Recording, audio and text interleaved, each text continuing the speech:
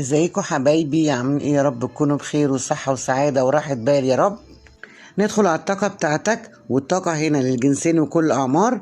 صلوا على رسول ابنية الفرج، اللهم صل وسلم وبارك على محمد. لو أول مرة تشوفني فعل زر الجرس وحط اللايك عشان يوصلك كل جديد. عايز أقول لك إن في عدل إلهي بيشتغل من غير ما تحس، واللي أذاك أو استهان بقيمتك هيشوفك في مكان أحسن بكتير. الراحة والاستقرار والمال إن شاء الله جاية بإذن الله على قد صبرك. ربنا هينولك مرادك. عندك كشف أسرار مرعبة هنا في الطاقة بتاعتك، اسمع الفيديو للآخر. عايز أقولك إن مش صدفة إن يحصل بينك وبين حد سوء تفاهم فتعرفوا على حقيقته. ربنا بيكشف لك وش الناس اللي حواليك. وبرضه مش صدفة انك انت تروح مكان معين في وقت معين فيبقى ليك رزق فيه. ربنا بيرتب لك ترتيبات ان شاء الله تفرح قلبك. عندك علاقة هتعود لمجراها، يمكن صداقة ويمكن حب، بس في بلوك بينكم هيتفك بإذن الله، وفي عودة علاقة إن شاء الله خلال هذا الأسبوع. وعندك هنا نجاة من ابتلاء إن شاء الله يبعد ربنا الشر عنك بإذن الله. كان في حد بيدبر لك لشيء وربنا بيبعده عنك.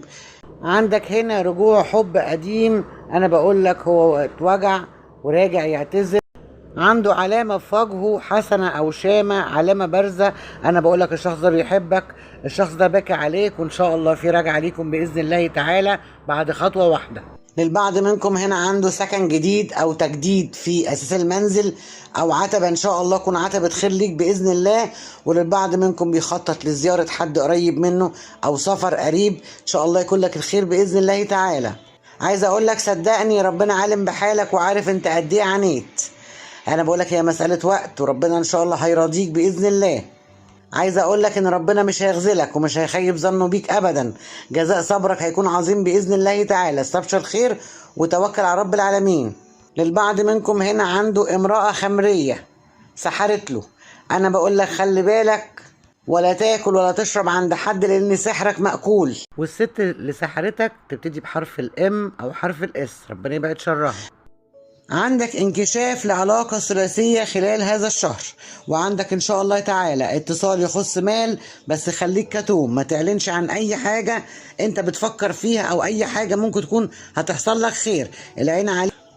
شايفاه لك هنا في الطاقة ان الفترة دي انت بتتصدم في ناس كتير حواليك، وربنا بيظهر لك حقائق ما كنتش متوقعها.